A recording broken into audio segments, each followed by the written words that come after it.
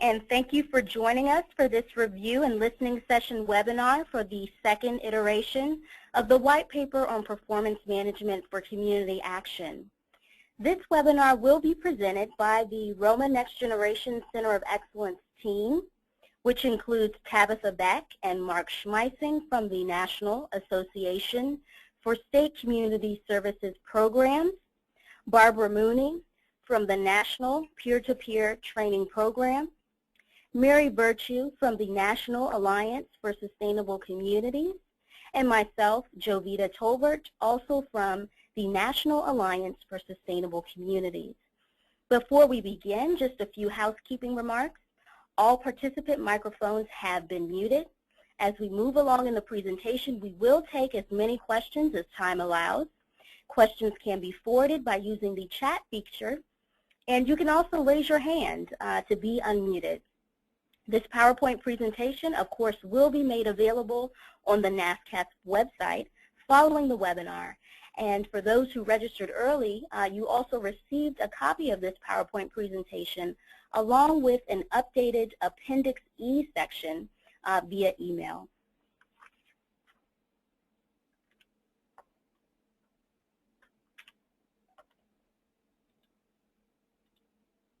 So our agenda for this webinar will be the following. We're going to first talk about creating the next generation of Roma and dig a bit deeper on what that means to us and get some feedback from you on what it means to you.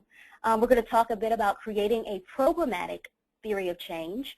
We've received some feedback from the network related to the current TOC, which is much more structural. So we'll talk a bit about that and have some discussion there. We're going to talk also about proposed changes to family-level definitions, outcomes, and measures. The same with community-level definitions, outcomes, and measures. And finally, we'll talk a bit about proposed changes for Csbg reporting. So let's start talking a bit about creating the next generation of Roma. As you can see, what we're going to be discussing comes from the white paper, section 2, in particular pages 17 through 19. And what we wanted to do here is lift up a listing that we used to describe what we saw as Roma Next Gen, the next generation of Roma. And so it's a listing of about 8 items, and we're going to walk through those, and there will be an opportunity to ask questions, and hopefully we'll have some good discussion as well. So the first is to foster a performance culture within the network. Now, what we have been contracted to do through our funder for this project is to create some toolkits and guidebooks that will help in this regard. But we're thinking that it may take more than that to really foster a performance culture within community action, more so than we've had in the past. So we'd like to hear from you on what you think it might take to advance our culture of performance management or within the network.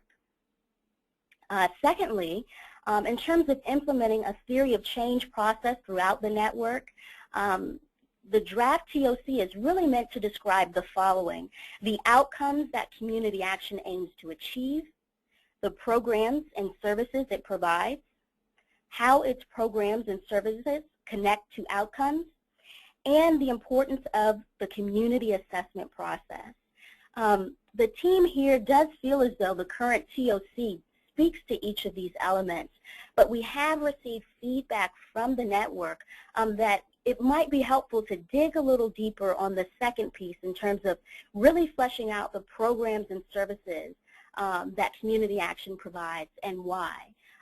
So creating more of a programmatic theory of change as opposed to the structural theory of change that we currently have. And we'll talk a bit more about that as we move along. The third here is increase the use of client demographic indicators as well as the established risk factors associated with them. And just wanted to explain what we're thinking along these lines. What we're hoping to do is enable the network to better use the data that it collects and better understand the outcomes and put into context the outcomes it achieves. So this would enable us then to determine understanding the outcomes that are achieved by certain participants, what services may work best for certain groups, whether it be related to age or locality. So that's where we're headed with that piece, and we think the next generation of Roma should help us to get there, and the tools that we develop should help us to do that. The fourth is the use of scales to show progress towards self-sufficiency. And as we move forward and begin to talk a bit about the family and community level changes that are being proposed, scales could really play a key role in helping us as a network to measure what we're doing in more concrete terms. And just wanted to hear from you about, the encouragement of greater use of scales within the network. So I'm going to take a moment and just pause to see if folks have any feedback related to, in particular, item 1, item 3, and item 4, since we're going to discuss a bit more in detail the theory of change process. And as noted earlier, you can either use the chat function to ask a question, or you can raise your hand, and once you do, we will unmute you so that you can speak.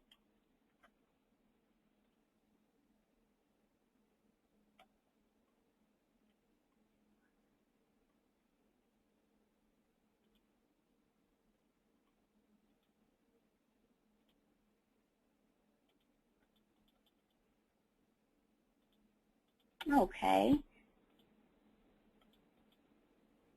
We do have one question that's come in, and it's related to what we'll be discussing a bit later. But the question is, what if a community action agency focuses more on community development rather than individual development? And I think, what we're trying to do here is not take away from what any specific community action agency does. We're just trying to figure a way to better measure the impact, whether it be family or community level impact of what community action is doing. So we in no way are looking to inhibit the flexibility that we currently have. That will maintain or remain. As we move forward, hopefully you'll see once again that we have incorporated almost all of the 6 national Roma goals.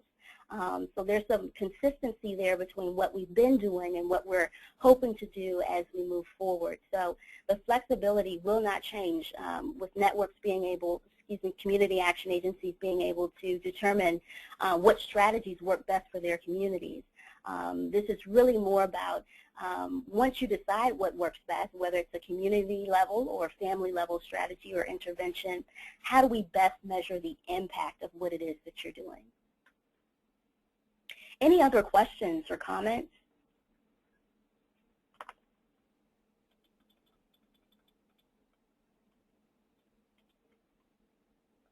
Okay, it looks like we have a few more questions, excellent, coming in through the chat function.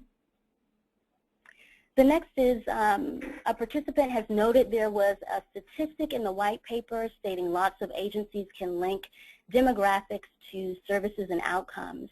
And this participant is challenging that and thinks there's some misunderstanding of what that actually means, noting that many agencies cannot, in their opinion, link demographics all the way to outcomes. And it's interesting you should mention that. We asked that for those of you who participated in the Roma implementation survey that happened late last year, and we received a response of about 78% in terms of participants saying that they could do this. We were also skeptical, so we asked again via the most recent online survey related to the white paper. And once again, more than half of those who responded to that survey said that they could link this data all the way through. So, we still do have some hesitation here, but I think what will happen is as we begin to pilot this, when we move forward, deciding what it is we'd like to do or strive for, we'll see. It'll be put to the test, for those who say they have that ability, whether or not we can actually do that. And when we do the pilots, we will be looking for a mix geographically, public, private, those with more funding, less funding, to really make sure that whatever is being put forward is something that folks can achieve.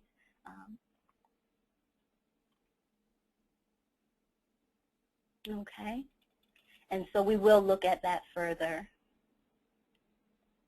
Okay, we have another comment. Will the MPIs change to include progress on the scales? And, you know, as we begin to look at some of the measures related to family and community, I think we'd like to have that discussion with you in terms of whether or not we need to be developing scales, whether or not we know that a number of agencies already use scales. Your skills, would they, you know, assist in this, in better measuring the impact as we've proposed? But once again, this is all under discussion, so that's certainly something that we're pondering, and it seems like depending on how we define family self-sufficiency, we may need to move towards the greater use of scales across the network. So there's a lot of discussion that still needs to take place, but that's why this scales piece is there. It's going to be dependent on how we define self-sufficiency as to whether or not we move towards the greater use of scales. And we do have one final question about the pilots, and that's, are we looking for volunteers? And yes, we are. So feel free to email any of those who have been listed as the team members for the ROMA Center of Excellence. We welcome all folks who are interested, and then from there we're going to try to narrow it down to make sure that we get a good representation of the network and its demographics. So let's move forward to the next slide. We have a few more points or pieces that we outlined in terms of how we thought the next generation of Roma would look, and would like to discuss these with you. Focus on a shorter list of outcomes that gives the information needed at each level of the network about core programs. As we move forward, it's going to be important that well, we've heard from the network a lot of feedback about the length of the number of indicators that we currently use. So we are cognizant of that, and if we can, we'd like to refine those. With that said, as we move forward, I'm not certain that that may be the case, determining on what we decide to measure. You know, we hope that we can have more discussion around that. That's what we're hoping to do, is focus on a shorter list that demonstrates clear impact, but we'll need your support with that. And, you know, because the way that the indicators have evolved, the list was certainly shorter when we started. But as we continue to add things that were important to states and localities, the list began to grow. So we'll have to be cognizant of what's really needed, what we're really being asked for at the national level when we're thinking about reporting. As we have this discussion about how we might revise the indicators, it's important to think about the audience and what each audience is asking us for, as well as what we need at the state and local level. So I think, you know, we have to remember that the federal government is asking us, are people better off? You know, how many people did you move to self-sufficiency if that is your core goal? But it's a much different question in states and localities. We're asking things a bit differently. So just wanted to put that on the table as a little tension that exists between what we'd like to do and the reality of gathering information that addresses the needs of the varying audiences within community action. So 5, make changes to the data collection system. We have spoken with OCS, and they are aware that as we make changes to what we've currently established, there's going to be a huge need for IT development, training around whatever it is that we decide to do. And so we'll continue to make that case, but you know, we think we are at a point where the network can and should update its systems. But we know that resources are scarce as well. So just wanted to let you know that as we move forward with the white paper, we will be including that recommendation to OCS and reminding them and others who read the paper that it will require an investment to move forward and make this really happen. So we'll keep that in mind. So 6 is enhance the ability of state CSBG offices to monitor and train on ROMA. And here we feel as though we've done a lot to roll out ROMA at the local level, but not as much at the state level. And some of you may be aware that the Office of Community Services, the federal office, along with the Urban Institute, is working to create standards and performance measures for states.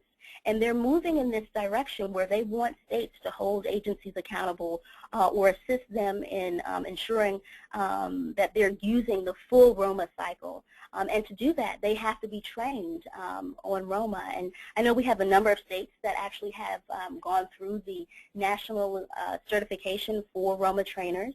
But we feel as though there's more we can do to better equip states to provide TNTA and to monitor the use of ROMA within agencies.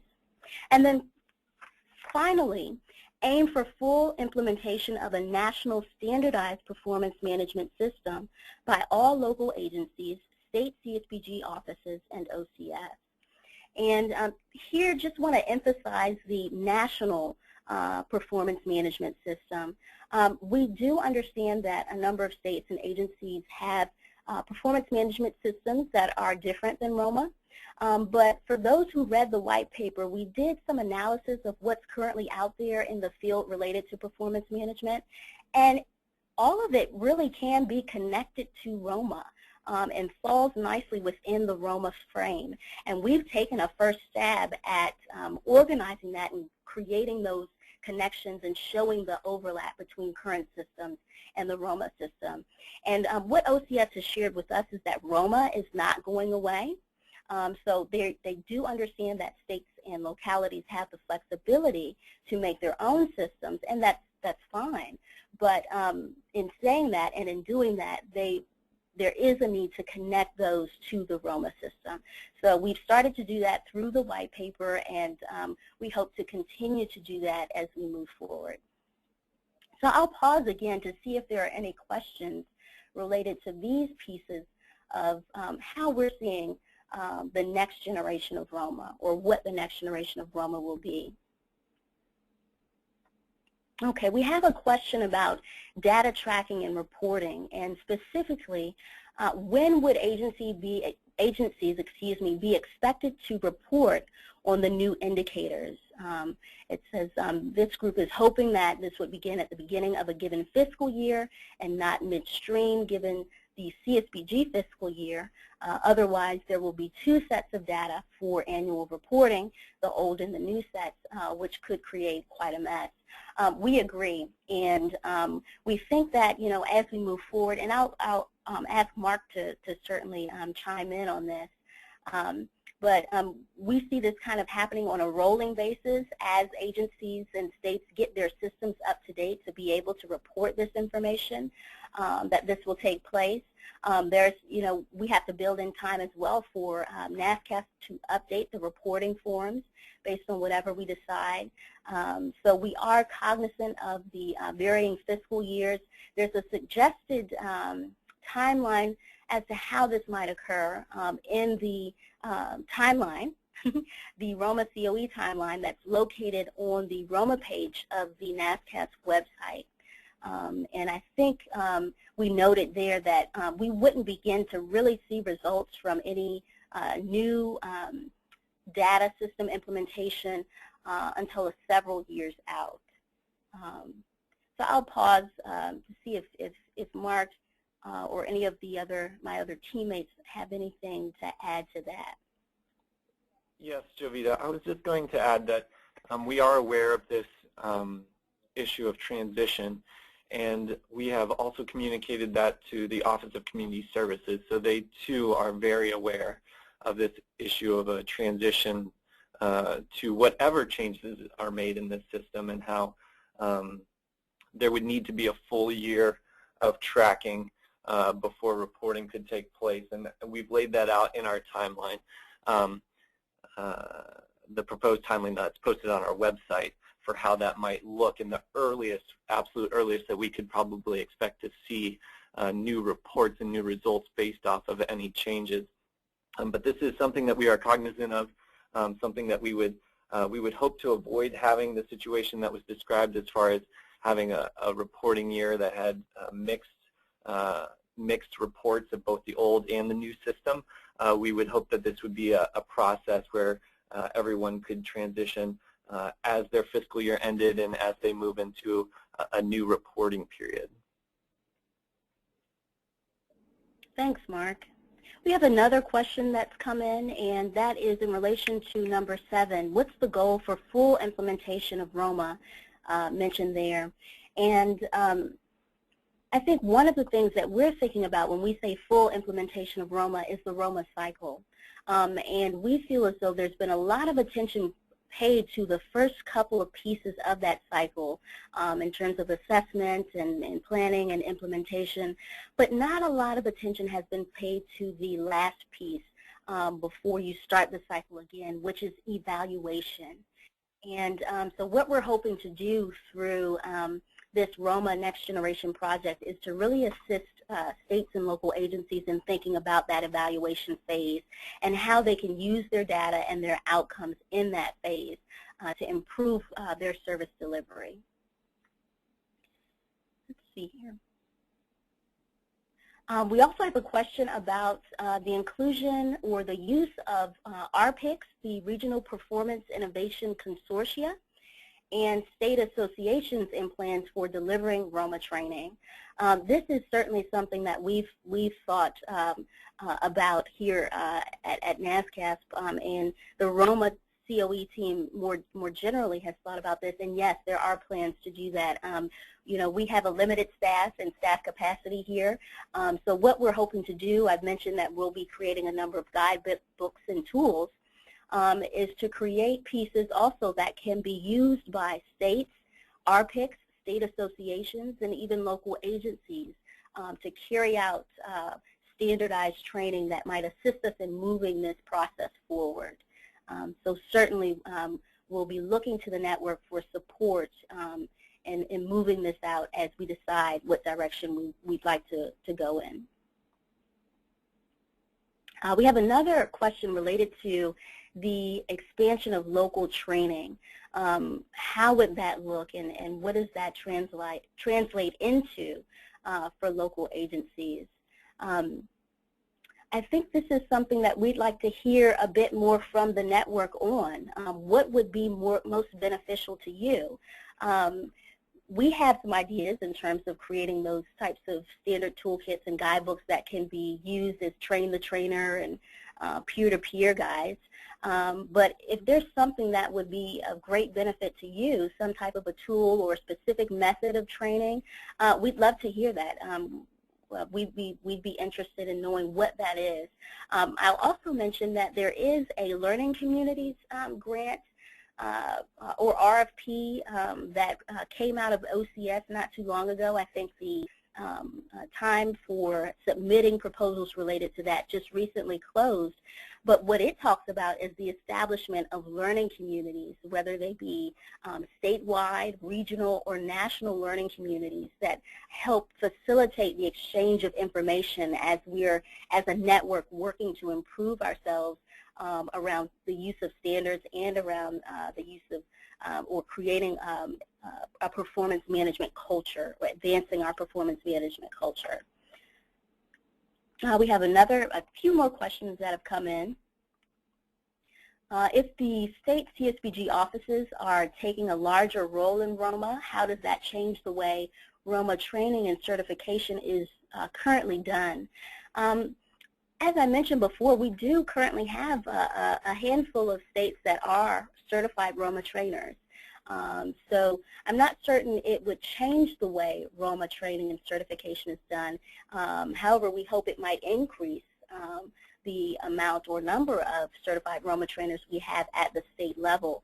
And one thing that I know NASCASP will be doing in terms of Roma training is incorporating a key piece or a track on Roma at its orientation for state administrators, new state CSBG administrators.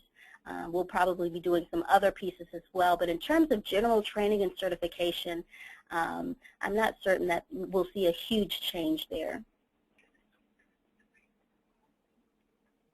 Okay.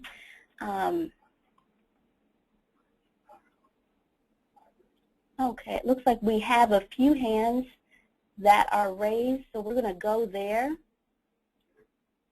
We're going to go to, oh, it looks like to Marlene. So Marlene, I'm going to unmute you now so that you can share with us your questions.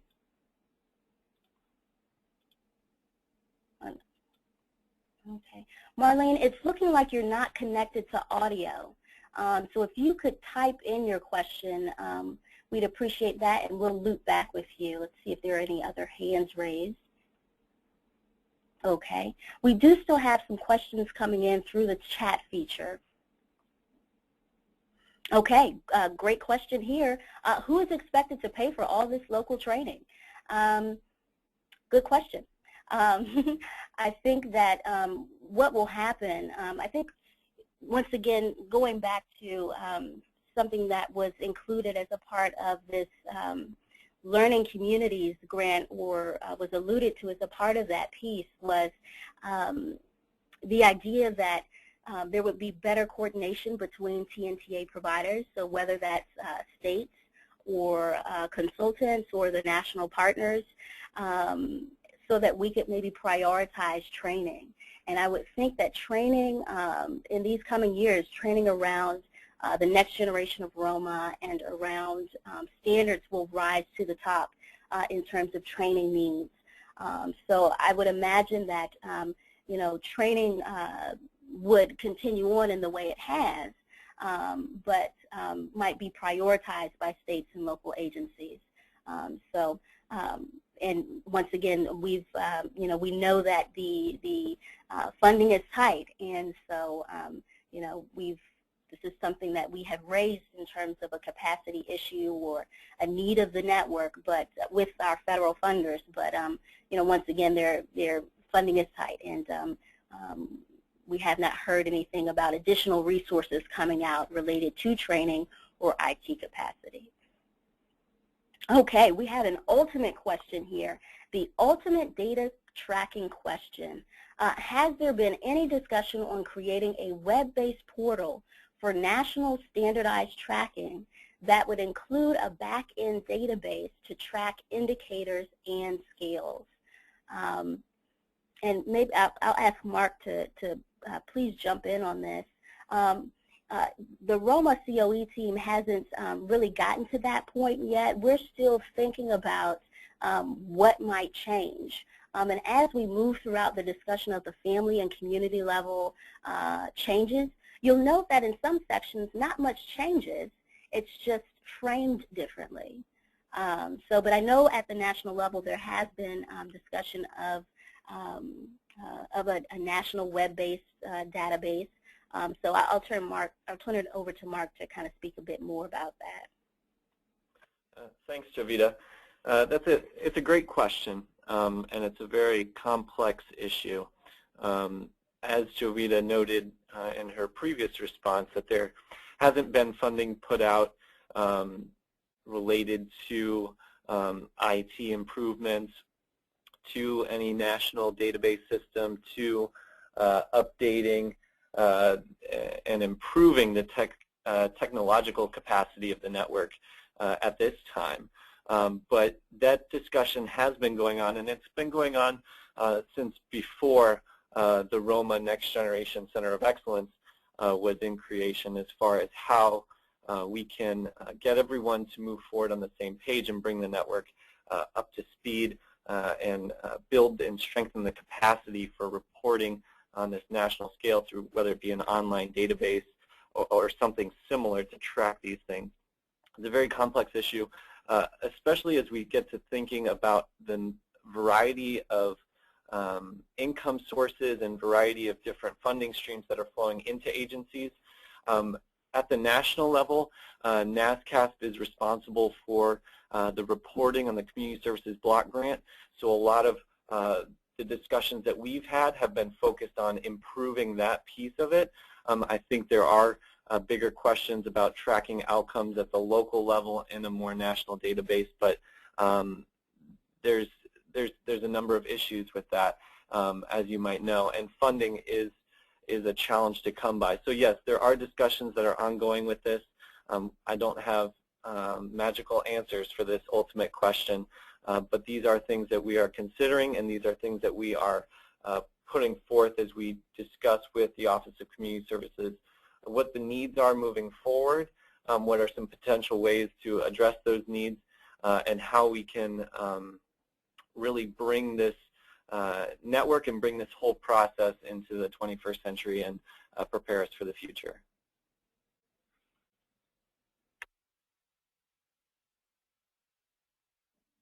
Okay, we have a few other questions, and then we're going to try to push forward so that we can get to some of the meat around the family and community level proposed changes. We have a question, another question here about what do we mean by a national standardized performance management system, which is noted in item 7. And really all that is ROMA. That's not specific to any kind of IT or data management system. It's just the ROMA framework, which is really the ROMA cycle. So that's really what we mean there. And then also in terms of, we have another question or two about ROMA training. Once again, just want to emphasize that we're hoping to see more certified ROMA trainers or more folks trained on ROMA at all levels within the network. So it wouldn't be exclusive to a particular group. The ROMA COE will be targeting its training specifically at state Csbg offices, but others we're hoping will increase their level of knowledge about ROMA as well. So we're going to go ahead and move forward and begin some discussion about the draft National Community Action Theory of Change. And if you're following along or have your white paper handy, this is related to Section 1, and you can find the current TOC in Appendix A. And here we have the current TOC. It does take on a very structural frame, but we, in the online survey around the first iteration of the white paper, received a lot of affirmation about the general TOC and the elements within it. And we've structured it this way. You'll note that a lot of the language is very broad. It's not very specific.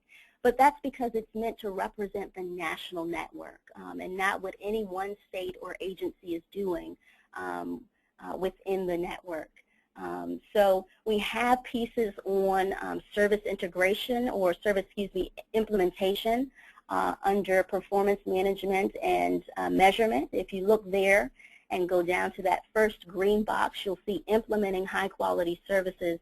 We don't spell anything out there because we know that agencies implement an array of services based on their local community needs assessment.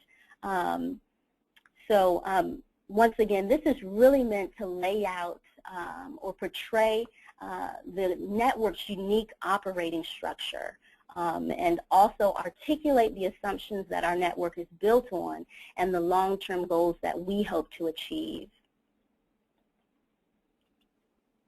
But once again, we have received some feedback about digging deeper and creating a more programmatic TOC, which would really begin to explore the types of interventions or strategies that community action employs based on its assumptions, which would really then be the theories of poverty that a local agency may work on. So this is kind of an example of what a more programmatic TOC would look like. You can see that we start with the theories of poverty or our assumptions, the basis or the foundation, what we work on, why we do what we do.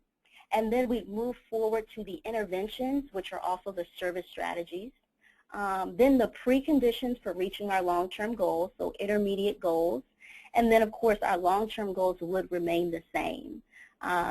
But just wanted to show you visually what a more programmatic TOC might look like. And once again, what if we pursued this, what the ROMA COE would be doing is creating, once again, something at a national scale.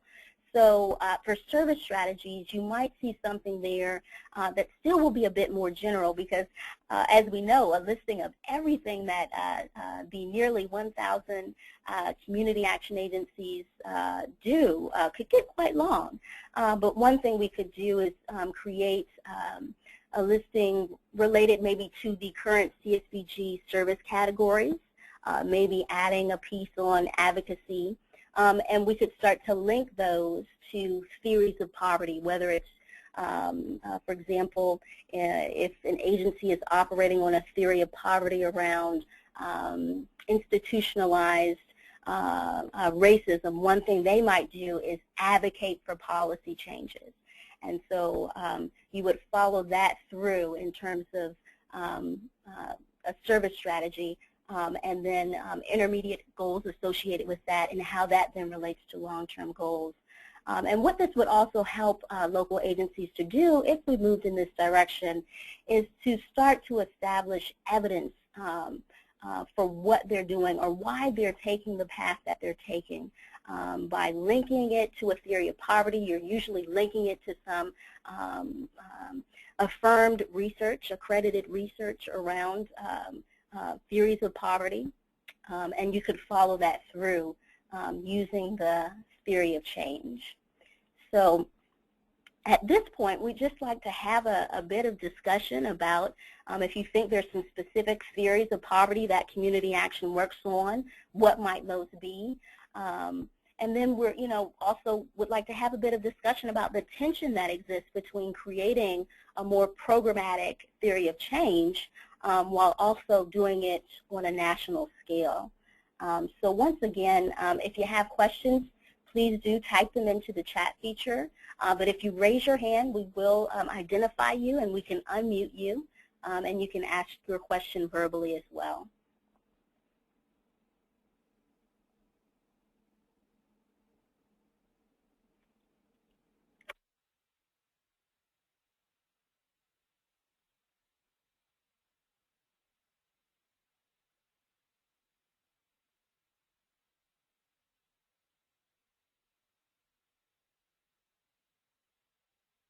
So we do have a question related to a comment at the end of the last piece. It was mentioned that ROMA reporting will tie in with current reporting. Can you elaborate on this? Certainly. As we move forward, you'll see that we still are using the 6 national ROMA goals, minus the goal related to agency capacity. And the proposed measures or updates that we've suggested, many of those include current indicators. They're simply framed differently to better get at the impact that we're achieving through our work. So we'll discuss that more a bit later.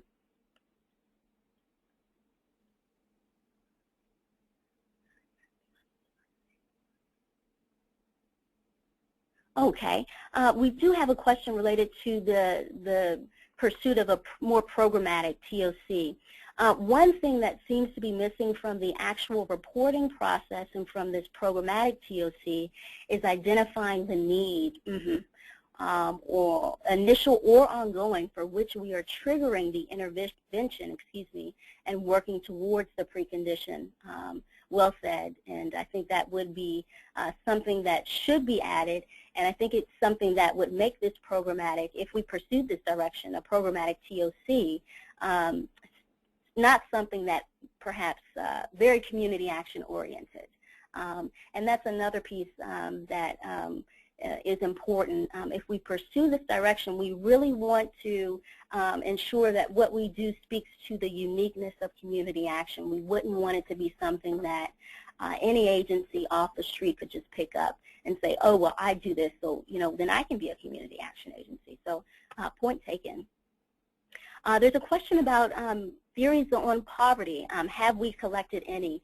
We have received comments from the network, but it's only been a handful of comments from a few members. I would say no more than one or two have sent us a couple of thoughts or pieces. So we can certainly, it looks like people are looking for additional information there. What we can do is we'll explore that more and push out some information that can help to frame that discussion around theories of poverty. And also for those who have or believe they're operating on a specific theory, if you could send us that information, we'd greatly appreciate it. Okay, we're going to move forward so we can get to the meat of this presentation. And I'm going to turn it over to Mark now to begin a discussion about proposed family level changes. Thank you, Jovita. For those of you who had signed up earlier for this webinar, you should have received an email with the slides and the proposed, the proposed changes. As we move forward, we began with a discussion on the definition of what family self-sufficiency looks like.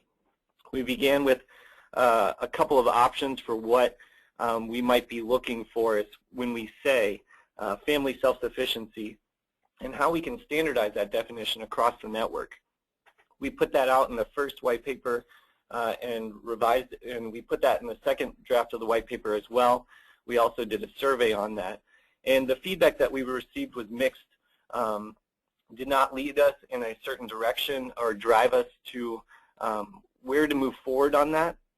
So we're going to be looking at a different approach as far as looking at the measures that are proposed, and then from those measures, move forward along that process, and with the end result, arrive at a definition of what family self-sufficiency is. So if we could go to the next slide, let's take a look at the first way that we looked at measuring family self-sufficiency. We've really divided this up in two ways. We have the two ROMA goals that are focused on family level outcomes. Goal 1 being people with low incomes become more self-sufficient. These ROMA goals are goals that the network is familiar with, that the network has used. So we wanted to continue along on this frame. So we begin with goal 1, people with low incomes become more self-sufficient. And we have a couple of outcomes here that support this goal. If you look in Appendix E of the white paper, you should have more information on these outcomes.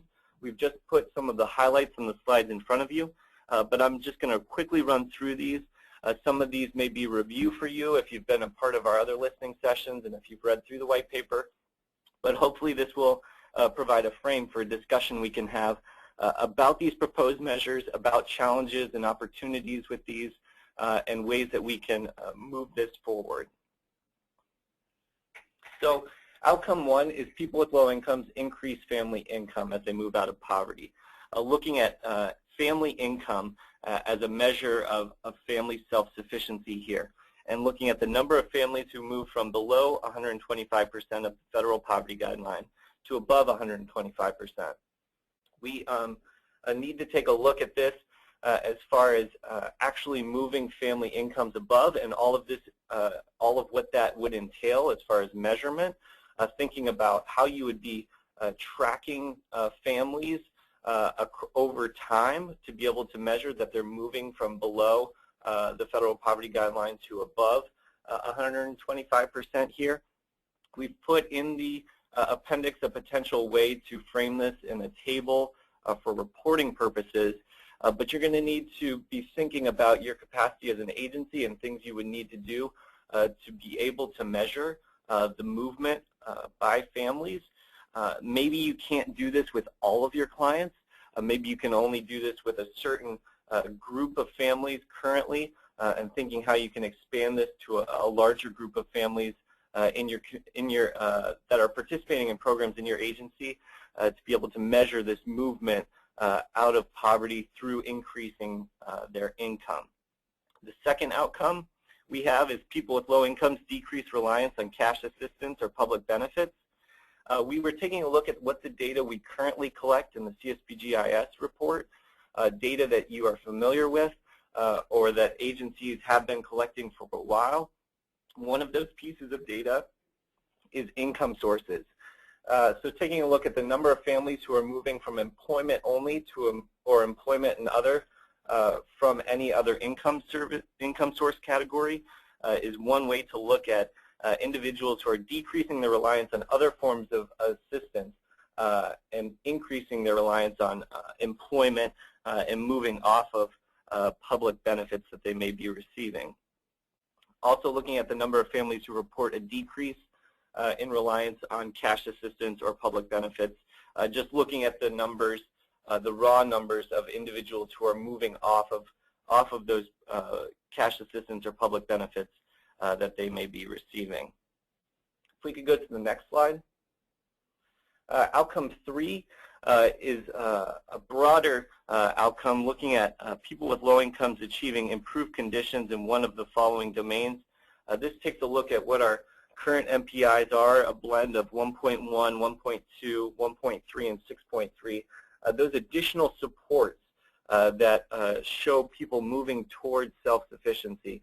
The first two outcomes that we described were about family income and then moving off of assistance.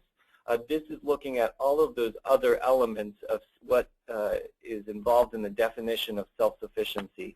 It's not just income, it's not just having more money, but it's about having those other supports and those other systems around you to become more self-sufficient. I'm going to continue on and then we'll review questions and have a discussion after we finish with the family self-sufficiency portion. So in Goal 6 is where this is ROMA Goal 6, people with low incomes, especially vulnerable populations, achieving their potential. We've taken a look at this and are proposing a change to people with low incomes achieve family stability.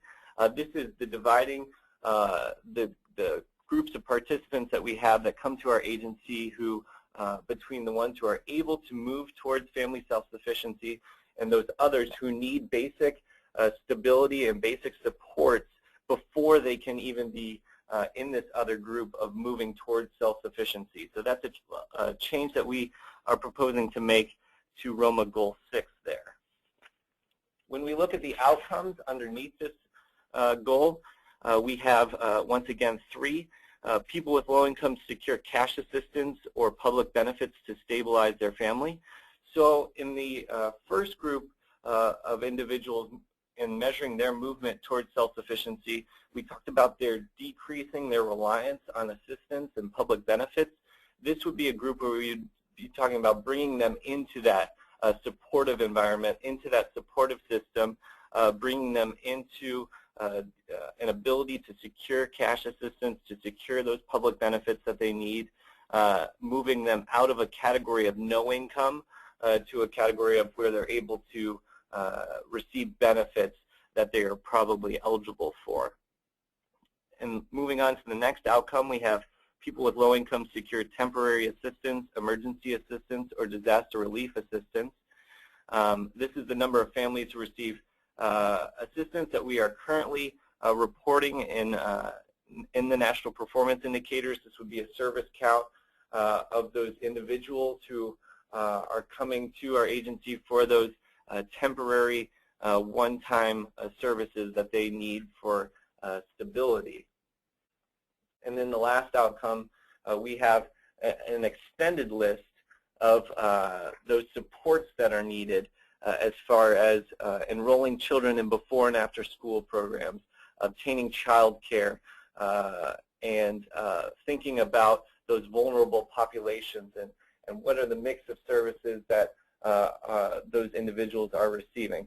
So a lot of this is looking at service counts as far as what your agency is doing to help those families become more stable. It's not going to be the more intensive services. Those are going to be probably in the first group where you're looking at the number of individuals that you're actually moving towards self-sufficiency. There's a number of different challenges and opportunities with this. The first group of those individuals that you're moving towards family self-sufficiency, those are going to be smaller numbers. Those are going to be fewer services and probably more long-term services. Whereas this latter group of family stability, where a majority of the national performance indicators that we're currently collecting we're finding their reporting here, is going to be a lot more higher volume, a higher number reported here for those individuals that you're helping to maintain some level of stability. So we would like to open it up to have a discussion on what your feedback would be on some of these changes and how we've structured this new family self-sufficiency, a long-term goal, and the different outcomes underneath of those. As we mentioned before earlier in this conversation, the use of state or local scales could be helpful here as you think about tracking an unduplicated count of individuals and an unduplicated count of families and thinking about their movement over time. That's really an element that's missing from our current reporting structure and our current national performance indicators, is this movement over time and how people are changing and how the agency is able to have an impact there. As we think about scales, one of the challenges and the issues is the local scales and state scales and how those might be useful. But nationally, we're unsure that we would be establishing national scales. I think we'd like more feedback on whether that would be useful or helpful, but it seems like local scales and state scales would be most helpful, that would be specific to the context and the environment in which you're working. Also wanted to bring up the BEST index. This is what the wider opportunities for women had worked on, and this, we got a lot of feedback on the survey that this is something that agencies and states and state associations would be interested in having us look into further, into integrating into this measurement system that we've put forward and the outcomes that we are proposing. So we'd like further discussion on what that could look like, how we could use that. I know that there is a BEST index for every locality in the country. So really it's already a nationally set up system. So we just need to look at how we can integrate that, how agencies would find that useful, and what they would need from us, and what they would maybe need to transition to a system where we could use the BEST index. So with that, I'll turn it back over to Jovita to open it up for some questions. Thanks, Mark. So our first question is, should we be focusing on self-sufficiency versus stability? Enough nonprofits, in this participant's opinion, address stability. So why aren't we the anti-poverty network, why aren't we focusing more or solely on self-sufficiency? That's an excellent question, and I think that it there's a couple of things I'd like to address with that question. One of the things is, I think that this reporting structure, where we've laid out a division between those families that you're helping to move towards self-sufficiency and those families that you're helping with stability, your division as far as how many families you're reporting in each of these categories, if you want to call them that, will be very telling as far as what type of an agency that you are. And with over 1,000 agencies across the country, there's a lot of variety as far as agencies that are focused heavily on family self-sufficiency. They are heavily invested in those long-term programs and the small groups of people that they are moving towards family self-sufficiency, while there are other agencies who are more focused on the stability piece. Those agencies, I don't mean to pick out anyone specifically, but oftentimes rural agencies don't have a lot of other supportive agencies around them to care for these stability types of issues, so they are covering those within their agency while also helping to move individuals towards family self-sufficiency. But I think that's a great question and really an identity question for you and for your agency and for us as a network as we think about how we want to move forward and how we want to be seen publicly. I think it's very important as we think about this national network, the Community Action Network, and how we are defining ourselves.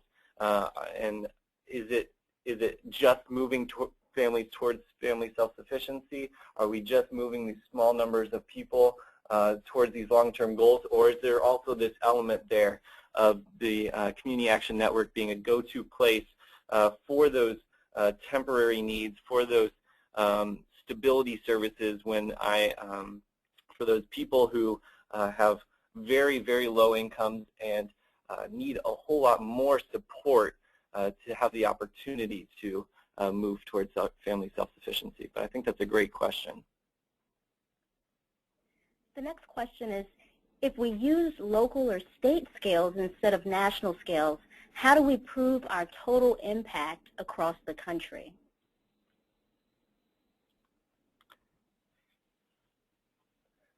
That's a great question too, and I'd like to hear other people's thoughts and have a discussion on that. I mean, I think that some of the things that we have been describing are looking at ways that we can get outcome counts, such as the number of families who move from below 125% to above 125%, and getting that number, which would provide us a solid number of people who have increased their family income as they move out of poverty, and nationally we could use that number to talk about the impact of the programs. Whereas locally and at a state level, it may be more helpful to understand where this individual is in the process, in the whole reporting system. So they may have started out with no income, and then they would be reporting under the outcome 4.2. We don't have to put that on the slide, but so they would have been progressing through the outcomes, and that scale would be necessary. The reason I wasn't sure, or I brought up the question as to whether national scales would be necessary, was because I wasn't sure if that data, how useful that data would be on the national level. But on the local and state level, I think that would be very useful data to have. So that's a great point, and that's something that we should continue to discuss. Our next question comes from a participant whose state does use scales and ladders in different categories of program activities. And they note that while some agencies use them, others do not. And they feel it might be due to the time it takes to complete a scale with each family. So they ask perhaps, some kind of reasonable sampling of families are required to have scales assessments to measure improvement over time. That's a great thought. Great thought. Mm-hmm.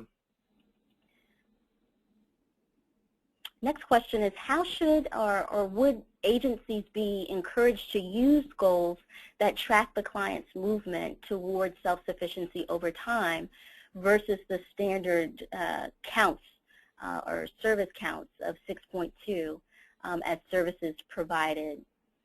I think this may be another piece where we need to have additional discussion in the network as to the types of tools and incentives that we can provide to move the network in this direction.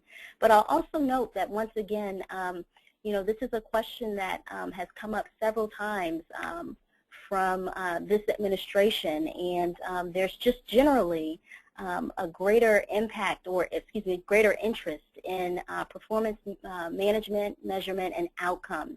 And with the new rollout of the updated GIPRA, the GIPRA Modernization Act, we don't see this desire for true outcomes or a real measurement of impact going away. Mark, do you have anything?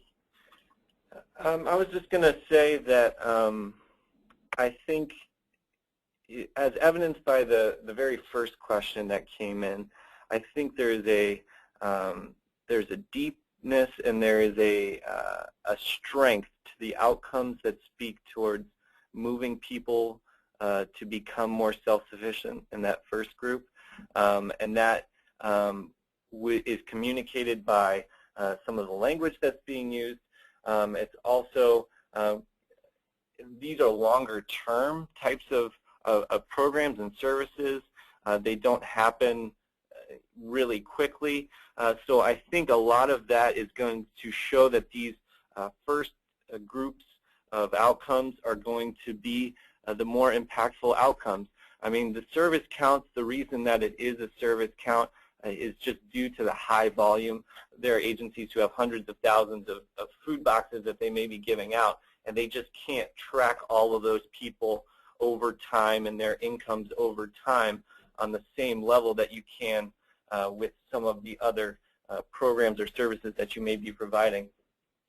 So I think that, yes, I think that it's something that we would want to happen, and I think it's something that the administration is pushing us to clarify as far as what we're doing to really help people move out of poverty. And it's not a question that's going to go away anytime soon. Our next question has to deal with the use of the term self-sufficiency as opposed to ending poverty. This participant is asking, are those equivalent terms for our network? In their opinion, the term ending poverty seems more impactful than self-sufficiency. So it's more of a comment, but. Mm-hmm. And just to note too that one of the reasons that as we've gone through this process of developing the theory of change and looking at these family level outcomes, we've settled on family self-sufficiency is because we've taken that language directly from the Csbg statute. So that's kind of the origination of that as well. The next question is, do I understand correctly in that the 6 national goals will still be reported or used as a reporting frame, and the outcomes now indicated through the PowerPoint and in Appendix E will be the data collected in addition to the national goals? I'm going to hopefully clarify that point. So if I understand the question correctly, so what we have put forward in Appendix E would be replacing everything that is currently being reported in the national performance indicators. Once you start to look at it closely, you'll notice that the goals are still there, Goal 1 and Goal 6 being this first part that we've just looked at, and a number of the indicators are still there as well.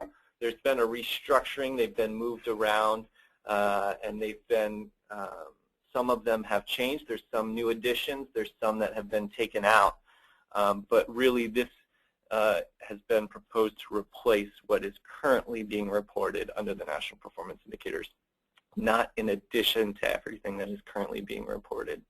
I should have started with this, but I wanted to mention too that only ROMA Goal 5 is not going to be represented here. And that is the agency level goals and outcomes, and we believe that through the use and monitoring of the organizational performance standards, we'd hope to explore this further with you all as to how we can use those as a measure of agency level outcomes.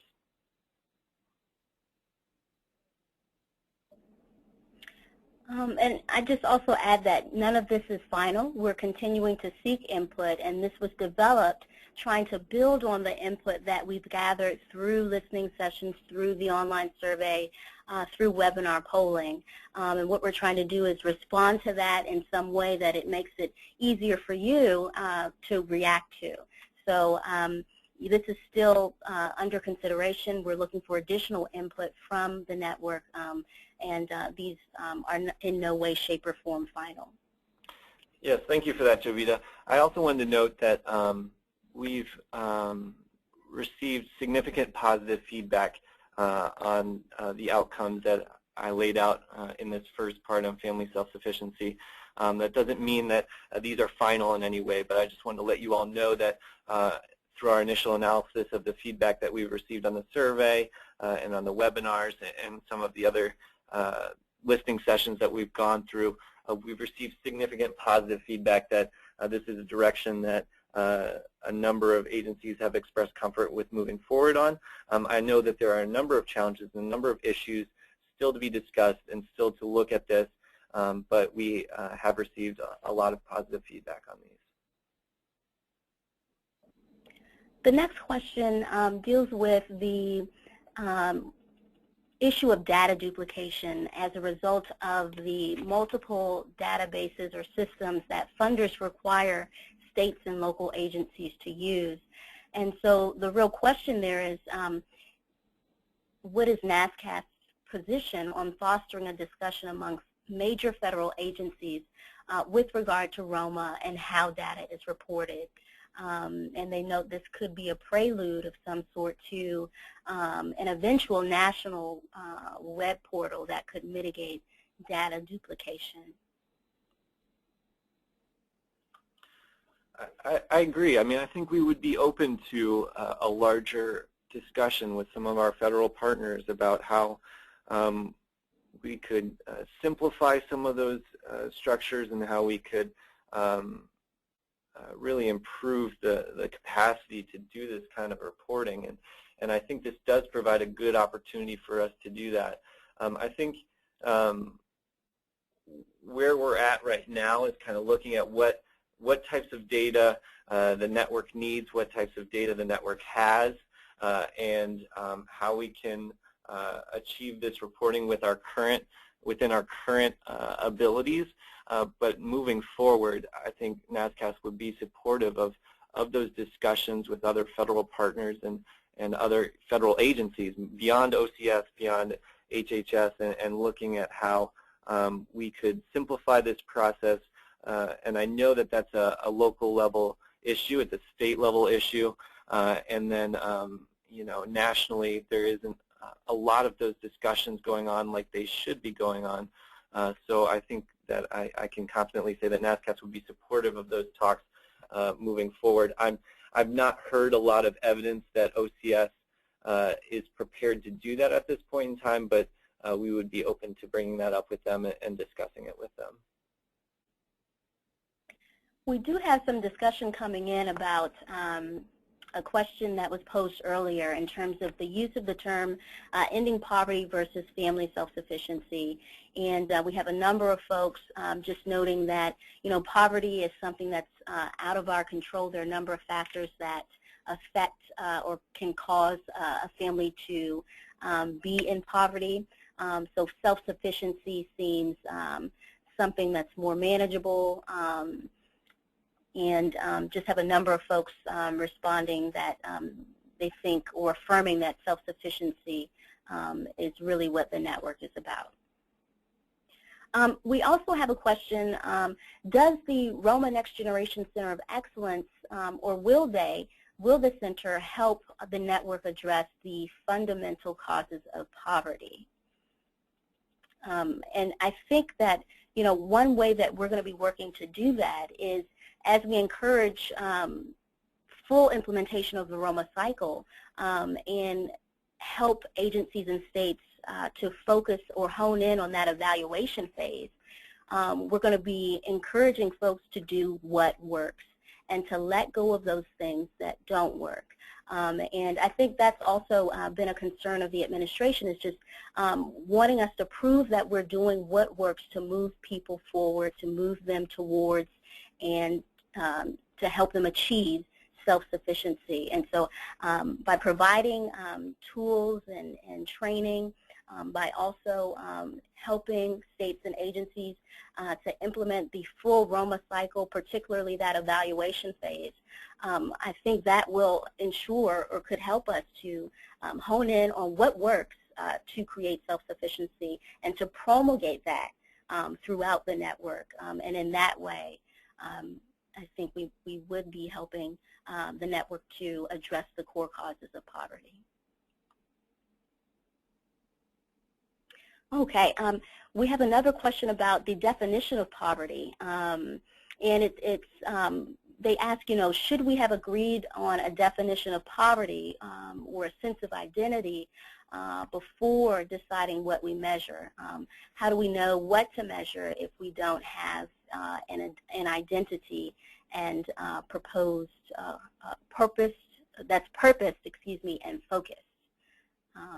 And I think, Mark, you shared a bit about this earlier when we started this presentation, that our goals have been fleshed out, and the network has said that we're about family self-sufficiency and community revitalization. And in terms of the details of that, or kind of a 2 to 3 sentence definition, there was a lot of affirmation around the definitions that we provided through the white paper.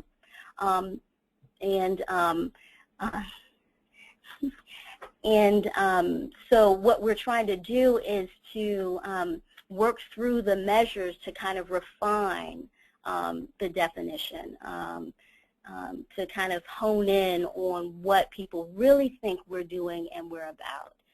But I'll defer to Mark. No, I agree with what you said, Jovita, and I think that there's a lot of discussion about it, and I think there's a lot of differing thoughts on self-sufficiency versus stability. When we look at, as we look at our current reporting and we see what agencies are doing, the counts as far as the stability work dwarf the family self-sufficiency numbers. I think there's a graph in the white paper that shows kind of just the magnitude of the services that are being provided and the number of individuals impacted by those stability services as opposed to the family self-sufficiency work. And I think that is a big part of what is currently going on in the Community Action Network. That's what our current reporting is showing us and the evidence that it's pointing us to. So we wanted to build that in. We've heard feedback that the network wants to set the long-term goal of family self-sufficiency. So we've highlighted that, we've pulled that out, we've put it front and center. But those stability services are still going on in great numbers, and we wanted there to be an opportunity for agencies to be able to show what they're doing in those areas. We have a question that's actually led us to, or is leading us to ask a question as opposed to really answering, has there been any discussion at the federal level about adopting a poverty level that's based upon median or median local income or some other index? And not to my knowledge, I mean, they have this supplemental poverty measure, but there didn't seem to be a lot of traction there. But that leads us to ask, in these proposed family measures, should we be using, the federal poverty level? So we'd like to have additional discussion on that and about how appropriate folks think that is. And alternatively, should we steer towards using something like the best index, which does take into account what it takes to really make a living, have income set aside for asset development and to ensure your kids go to college at a local level. So hopefully we can have more discussion around that.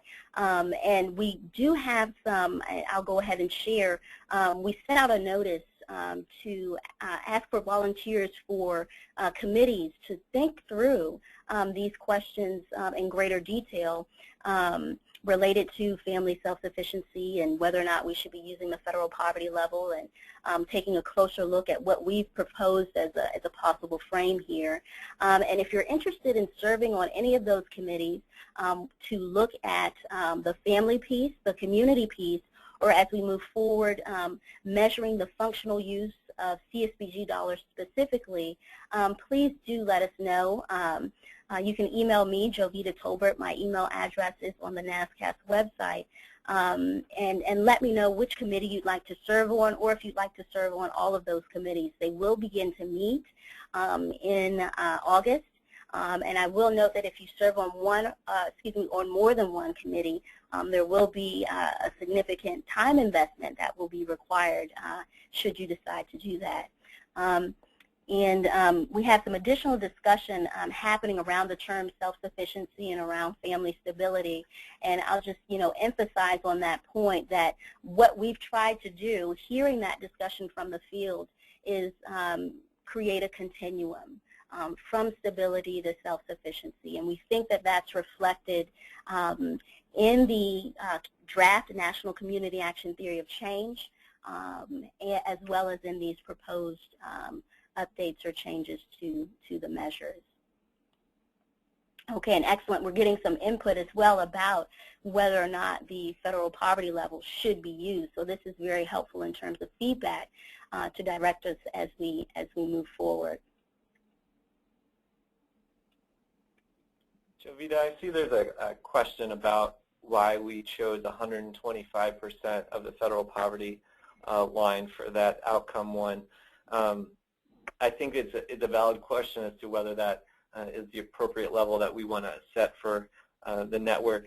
The reason that was chosen is because that is the threshold for CSBG services to be provided to individuals below 125% of the federal poverty guideline. So that's why that number was used.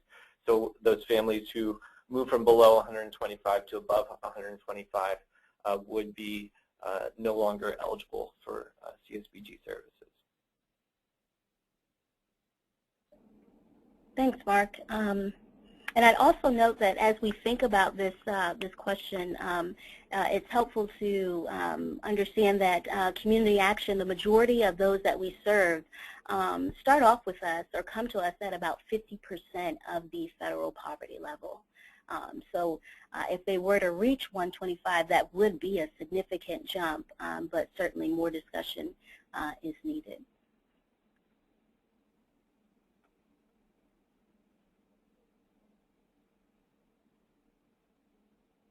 Okay, and we have some advocates out there that are looking to push the needle on change for the federal poverty level. So perhaps the work that we're doing could spur that.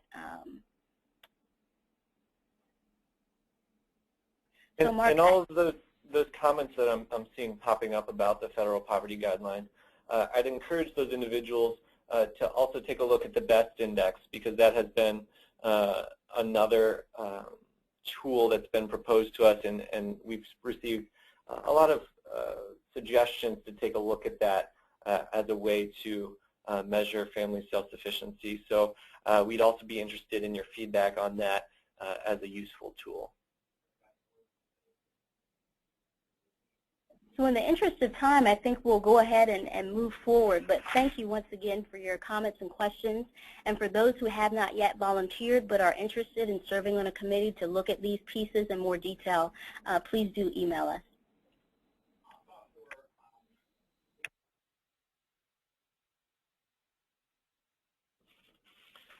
Thanks, Jovita. So as we move forward, wanted to talk about the community level changes. You can see the reference to where that can be found in the white paper on the slide in front of you. It's in Section 4, Appendix E as well.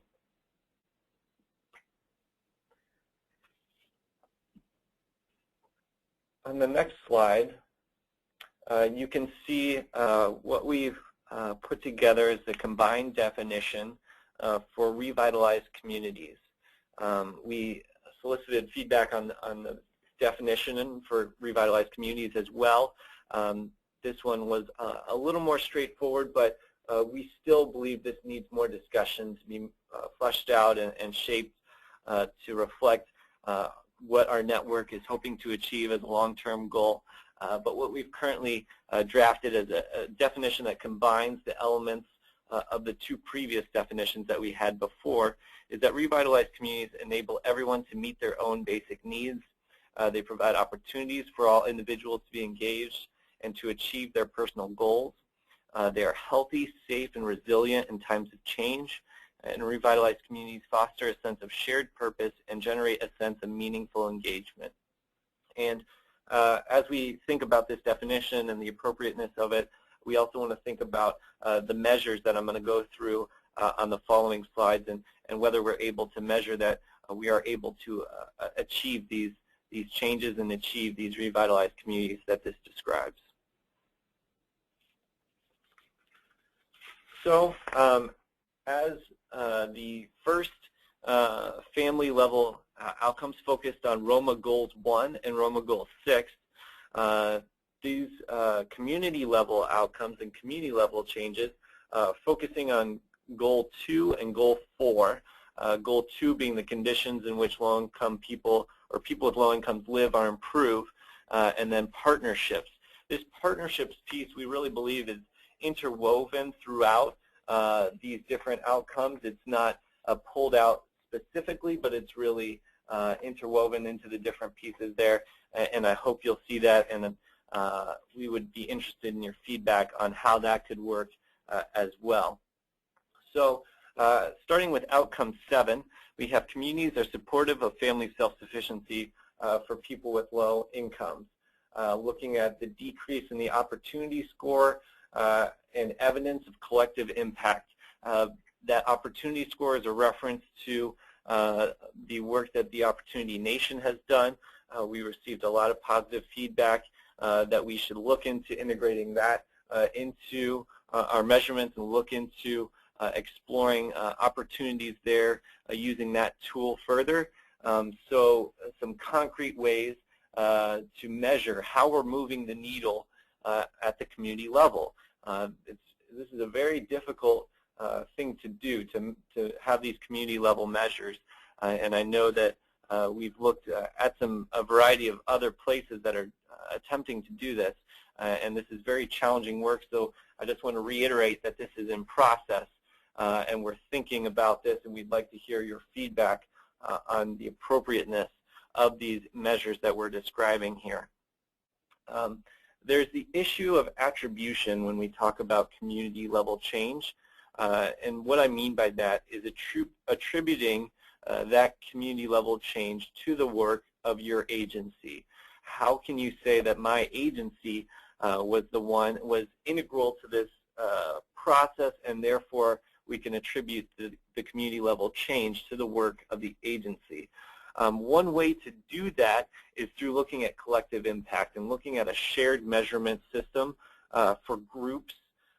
So what that means is you may have your agency partnering with 2 or 3 other different groups or organizations to achieve community change, and having a shared measurement system as far as what that change will look like is one way to talk about the impact that your agency is able to have on a community. So that's some of the new frames that we're using to describe this in this outcome here. So we have the opportunity score and the evidence of collective impact. We talk about change in law or regulations related to the opportunity score focus areas and the evidence of collective impact there. And then on the next slide, you'll see that we also are looking at the resources administered and generated by the Community Services Block Grant, looking at the funding that's leveraged in your agency and really spread out from the Community Services Block Grant funding initially. As we get into Outcome 8, a lot of the things that you're going to see in Outcome 8 are taken from the national performance indicators that we currently have. They're restructured. There's some new frames here as far as assets. This has been taken from the work that Promise Neighborhoods has done as far as framing it by these different types of assets. But a lot of the NPIs will be very similar to ones that you have seen and that you are currently reporting on. First, we have developmental assets. These allow residents to attain the skills needed to be successful in all aspects of daily life, such as educational institutions, early learning centers, and health resources. before I get too far into these other asset types, I want to say that you may see more indicators here than what you're currently reporting in the National Performance Indicators, because we've separated out those that are created and those that are saved. There's a real distinction there between those that your agency was a part of creating and those that your agency was a part of restoring or saving in the community. So we have developmental assets. On the next slide, you'll see the other two, which are commercial assets and recreational assets. Commercial being production, employment, transactions and sales, such as labor force and retail establishments, and recreational being those more quality of life and value in a neighborhood beyond work and education spaces, such as parks, community gardens, and arts organizations. There are more details as far as what would fall under these indicators in your appendix, so I'd encourage you to take a look at that and follow along as we go through these. On the slide in front of you, you can see that there are also physical and social assets. Physical being with the built environment and physical infrastructure such as housing, commercial buildings and roads, and social assets being public safety and community engagement. So we would be interested in your feedback on these proposed indicators. Like I said, there's not a lot of changes here. It's more restructuring and reframing the current indicators that are being reported here in Outcome 8. Looking at Outcome 9, community services and resources are accessible and affordable. Once again, we've taken a look at some of the other resources out there and other groups that are measuring community impact. This one is actually borrowed and adapted from a couple of sources. You'll see elements of the Partnership for Sustainable Communities work here, as well as some of the national core indicators work will be here in Outcome 9 as well. This is about service coordination and access, looking at how community action coordinates with other community service providers to provide services that are accessible and responsive to needs, and then how we would be able to measure that. Also looking at access, and community services are readily available to individuals on the next slide, readily available to individuals who need and qualify for them.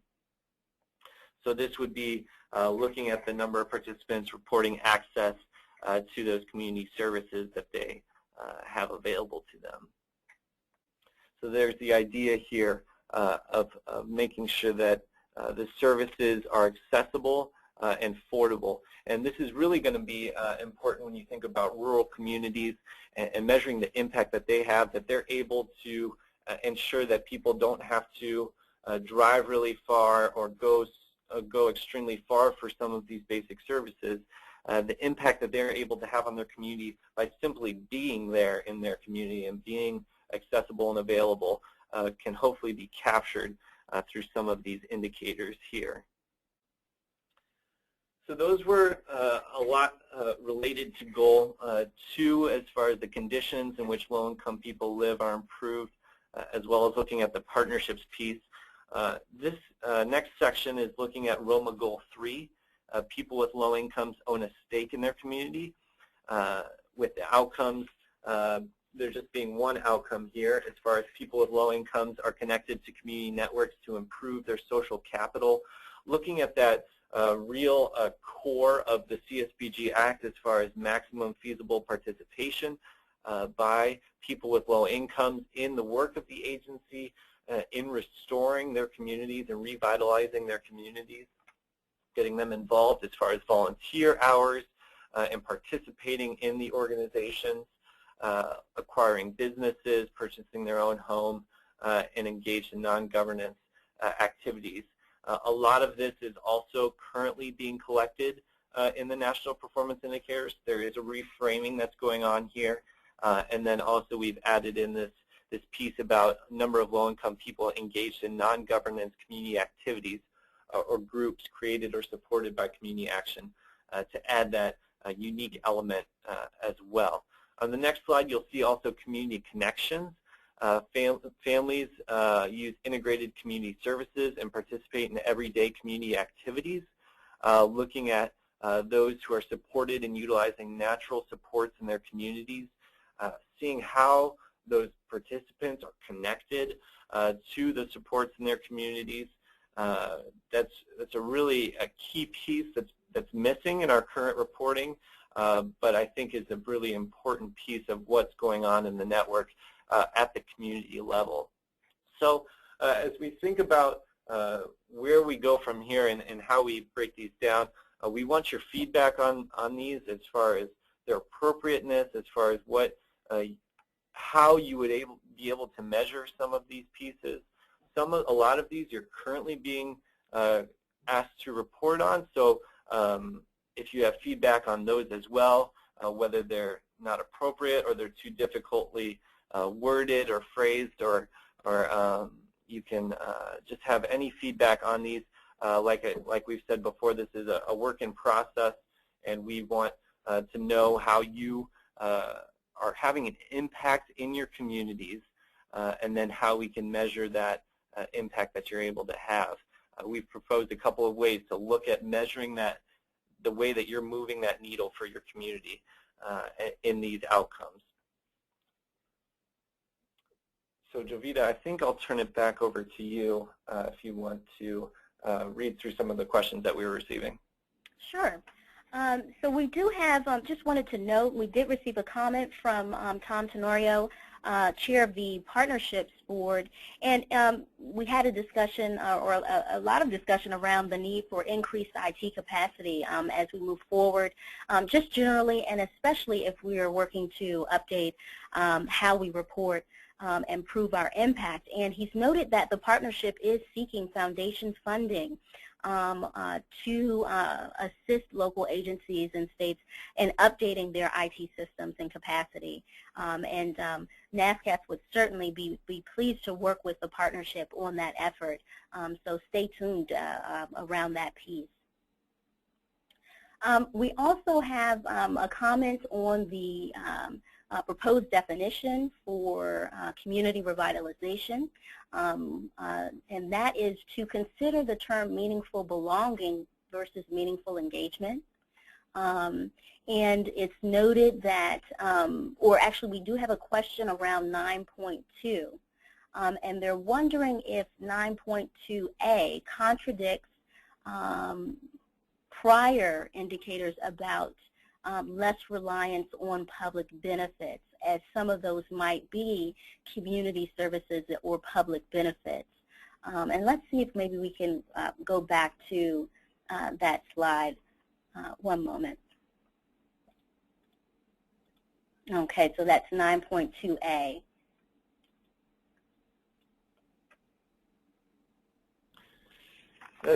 That's a great question. I think that, you know, just speaking from the process that we've been going through with this, I think that this 9.2a was focused on access to these community services, such as access to public transportation or access to education or training and weatherization services.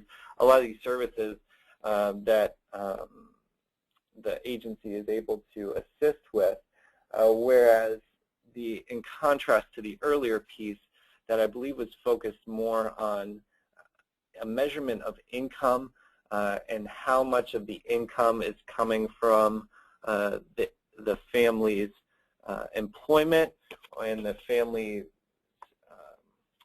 as opposed to how much of their income was coming from federal or state benefits. I know that it looks like there might be some tension there. I think we'd want to certainly clarify kind of the distinction there, but that's a good comment. We also have a comment that, you know, this seems to be a lot to be held accountable for, considering the amount of money that's appropriated from the Community Services Block Grant. Has there been any consideration given to lessening the amount of outcomes and indicators to those that would most greatly impact reducing poverty. That's a great comment as well, and we would be interested in feedback as far as what those indicators would be that would just be the smaller amount that you think would most greatly impact reducing poverty. I also wanted to make the comment that with the understanding that CSBG is such a small portion of an agency's funding, and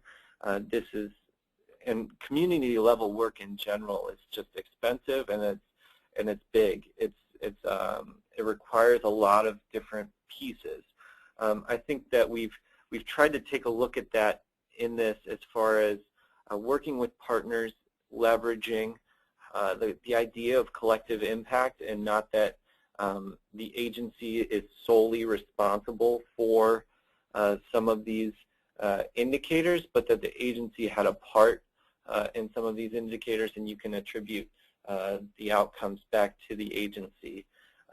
It's an important question. And Mark, I'll just add to that by saying that similar to our current system, agencies would only be asked to report regarding what it is that they are actually doing. So there is still that flexibility there in terms of reporting. Absolutely. Mm-hmm. Okay, we have another question.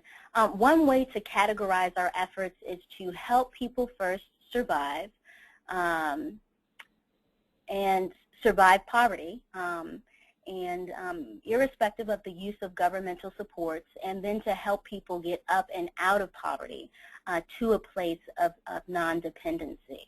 So we have someone who's already thinking about how we might talk about and frame what it is that we do. And certainly as we move forward, as Mark has mentioned, any changes will require us to think about how we frame the data that we're collecting, especially as we're moving towards measurement of long-term outcomes. And I don't know if we mentioned that, you know, we would caveat some of those long-term outcomes as being measured every maybe 3 to 5 years perhaps. So, you know, it would be important to frame that in a way that people understand that the journey from poverty to self-sufficiency is just that, it's a journey. And there's several steps and different pathways to get there. And so it takes time. And so we appreciate those thoughts and comments, and please do keep those coming. I don't see any hands raised. Are there any other questions related to what Mark has presented that was framed out of the output we received or the input we received, the feedback we got from the online survey and previous webinars?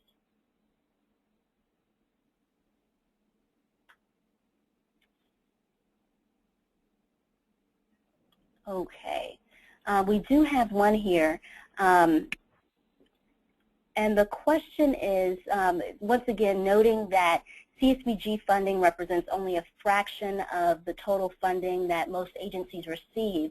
Other funders require their own work plans and methodologies and strategies and so on. So implementing evidence-based models or practices may not be realistic, is how this person is feeling.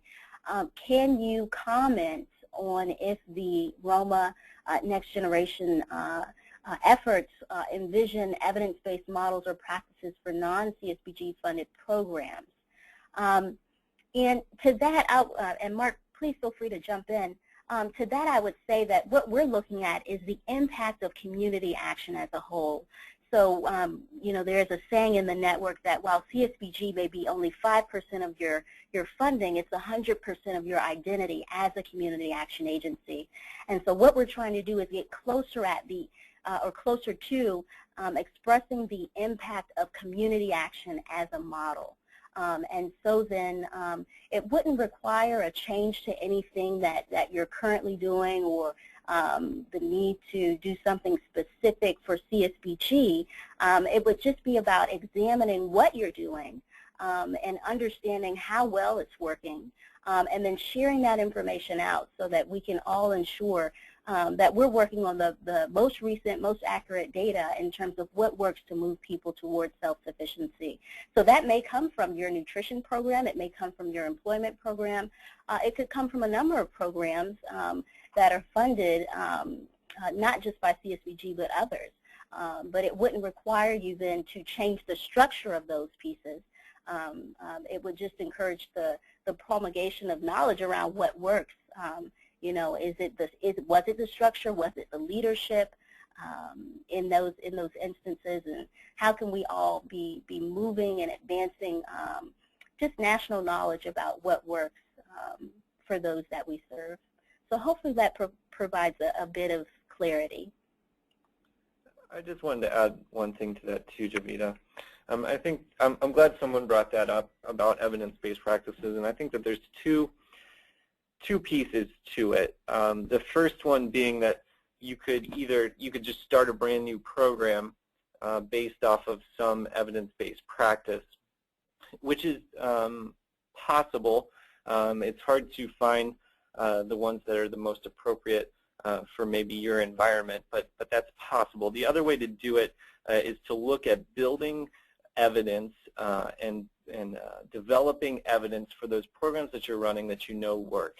And I think that ROMA Next Generation is going to focus a lot on that latter part of how can we take all of these things that we're doing and build the evidence and talk about them in these conversations of evidence-based programs, because we're not able to be in those conversations right now, but talk about them in those ways and help agencies with the tools and with the practices to ensure that they can prove that what they're doing works.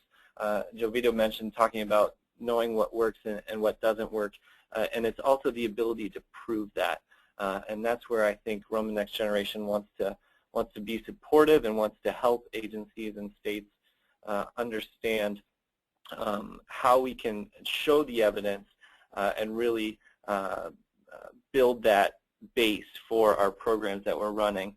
Not asking you to change every single thing that you're doing, but through this evaluation process, through understanding what is working, you may need to change some things.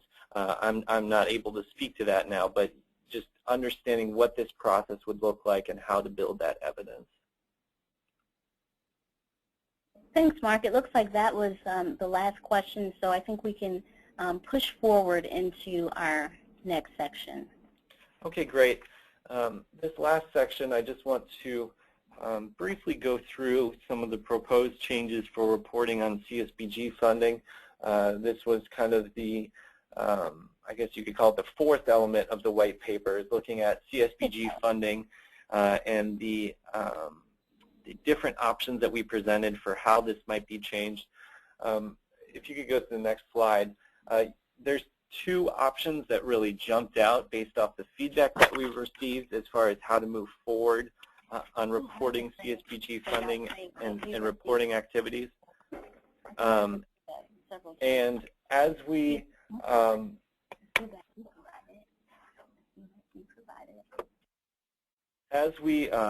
move forward, we've been pushed from the Office of Community Services to move forward and look at these and to get feedback on these. But the Office of Community Services really is pushing hard on us to ensure that these categories, the way that we're reporting, is clear. It's easy to understand from outside the network as well, and looking at how we can best speak to the use of CSBG dollars. So what you'll see up here, option one, using the current CSBGIS survey categories, was one of the options that was most heavily supported in the feedback that we've received. That's understandable. This is what is currently being used in the IS report. The service categories, though, will need some clear definitions, will need to be examined, and we'll need to discuss how we can make sure that this can clearly be communicated as well as clearly reflect the use of CSBG dollars. So I know that this option doesn't really present any change, but I think that those questions aren't going away, and I just want to reiterate that the conversation will need to continue as far as how we can meet the needs of the administration that they're requesting of us as we look at reporting on the use of CSBG dollars specifically. The other option that came out as supported in the feedback that we've received is really taking a look at how we can connect our work to the organizational standards and organizational capacity building activities, taking a look at how CSBG dollars would be used in some of those categories. This is just a sample graph in front of you, not with real data that would be reflective of how your agency is spending the dollars, but just to show you some of the different categories that would be that could potentially be included there, and separating out those activities that are focused on just organizational capacity building. So this would be a major change for the network as far as how they're reporting on the use of CSBG dollars.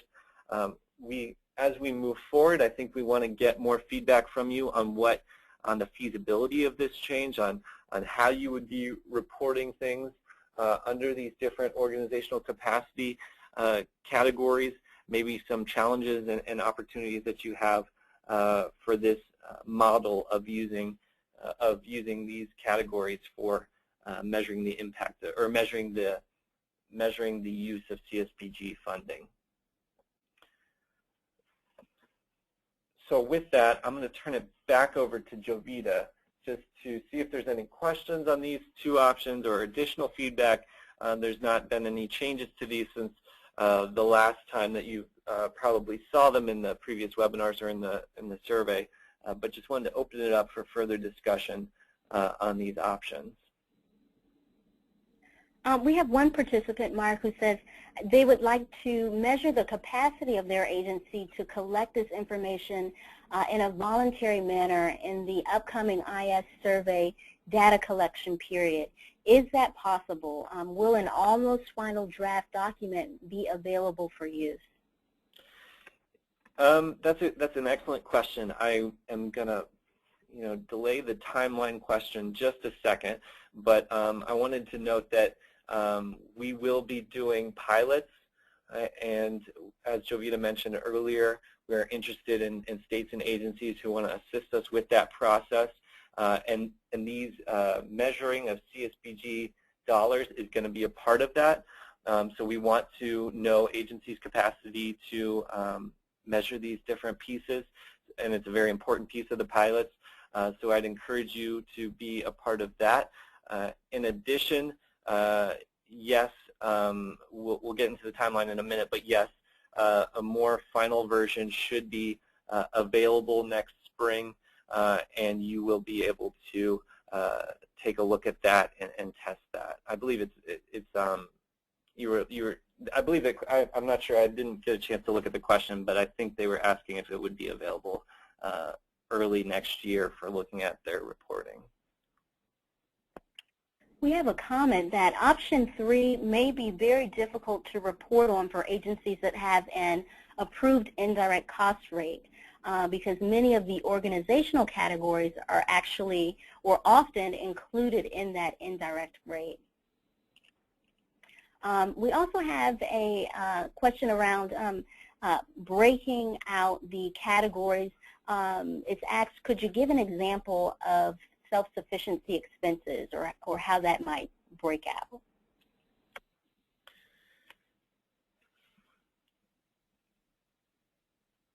That's a good question. I mean, I think that the issue, speaking more broadly, I think that we would need to look at what agencies are currently doing and that they're reporting under those self-sufficiency dollars, and then looking at some headers or some categories for what that would be. I'm guessing that whoever is asking this question does not have significant funding that they're putting into these self-sufficiency categories, but that very question is underlining the questions that the administration is asking of the network and asking of us as managers of this data. What what does this mean when you put it in the category self-sufficiency? And I think we're going to need to talk about that. We're going to need to talk about what agencies are doing in this category, whether we need some national standardized definitions for what goes in here, or whether we just need some clarity as far as what should be reported under these categories, and maybe we do need to break them out into saying we no longer have one category of self-sufficiency, but we have these three categories, and then together we believe those are self-sufficiency. Self-sufficiency as a category was just taken from the CSBG statute. That's where all of the 10 service categories were taken from. So that's the origination of it all.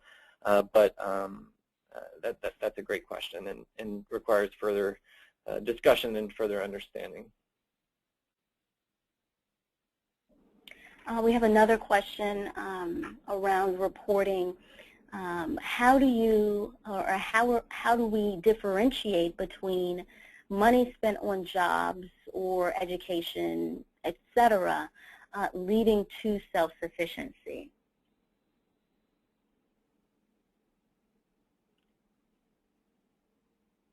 Or how could we?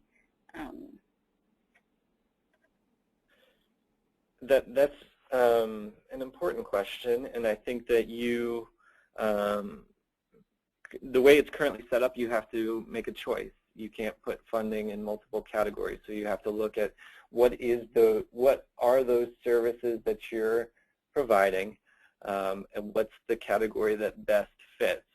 That's kind of all that I can give you based off of that brief question. But really, you're going to have to make a determination at the local level as far as, and at the state level as far as what's going to be the most appropriate category.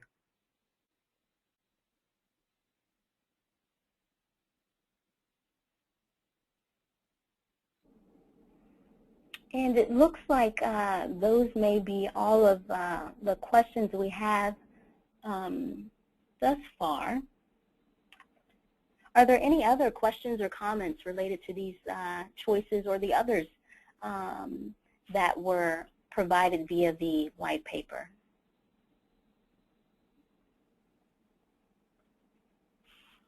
Okay, well, looking at the time and hearing or seeing no other. Oh, actually, we do have a hand raised. So Terry McClanahan, I am going to unmute you. Good morning. Good morning. Listen, I just wanted to make a brief comment in looking at the three options. We happen to be an agency that invests quite a bit of our CSBG dollars in organizational capacity building. That whole lightly shaded area on option 3, and so to limit us to just direct services would not really capture what we're doing in this agency. I just kind of wanted to comment on that. But there also needs to be a way that we reflect how we leverage the CSBG dollars and those agency activities to bring in additional funding so we can do the programs that we do. So I just wanted to make that comment. I knew you were getting ready to go on to the next topic, so I just wanted to make sure you captured that. That's a really great comment. I really appreciate that. And that's certainly something for us to think about. One of the other things that I neglected to mention, but I wanted to point it out because we've received some feedback on it, and we've had a couple of questions brought up as we've done a couple of listening sessions on it, is that in this option 3 that's on the slide in front of you, in our discussions with the Office of Community Services, with the administration about the use of CSBG dollars, this would not be to somehow minimize the organizational capacity work that's being done with the CSBG dollars.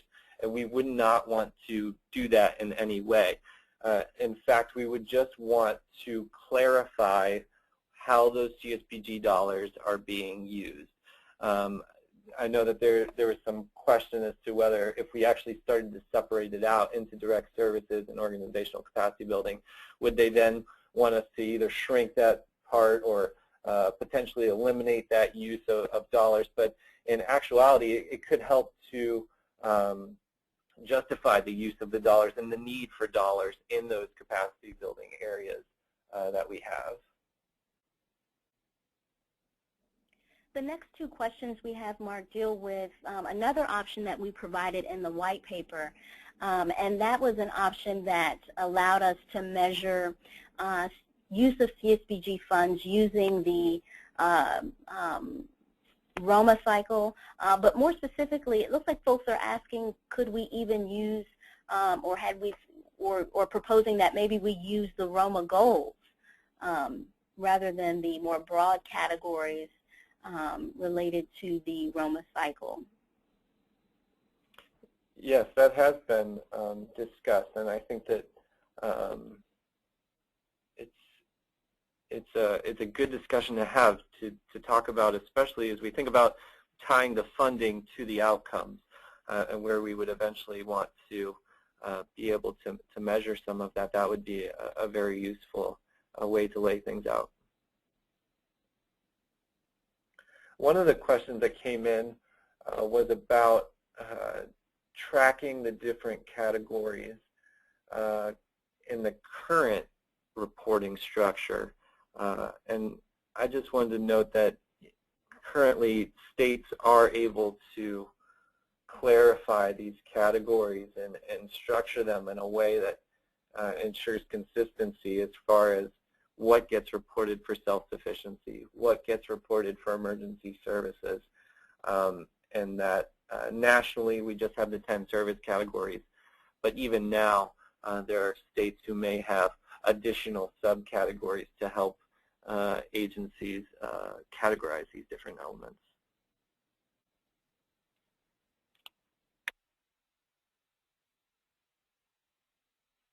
And then just along the same lines as the previous two questions about how we can use ROMA to report, there is a question or a suggestion that, we could also think about using the MPIs instead of the service categories.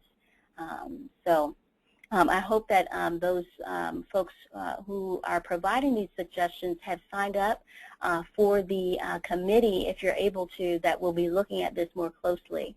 So we hope that we can continue the dialogue.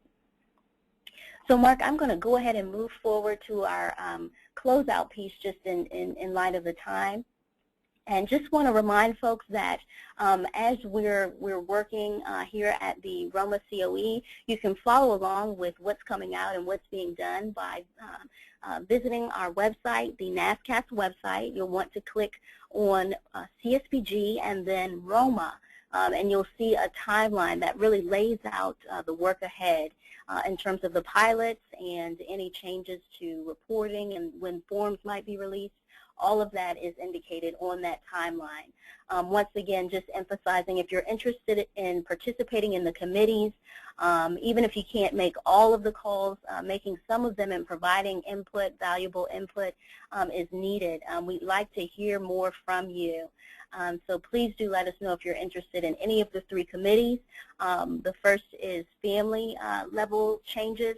The second is community level, and the third is measuring the impact of CSBG specifically. Want to note once again that we will be doing pilots. We want to ensure that anything that's proposed by the network as a result of these online surveys, these webinars, and the committee work that's done is actually feasible. So those will be happening late this year, early next year. And for those of you who will be attending the partnership convention, we will be there. And we have an extended session. It's going to be about 3 hours where we're going to be looking to engage with you around the work that's been done to date by the network in terms of shaping this next generation of ROMA. And the same is the case of the upcoming NASCAS conference. The partnership convention is in August, and the NASCAS conference is in September. So thank you again for taking time out of your day to join us, and we really appreciate the comments and feedback received.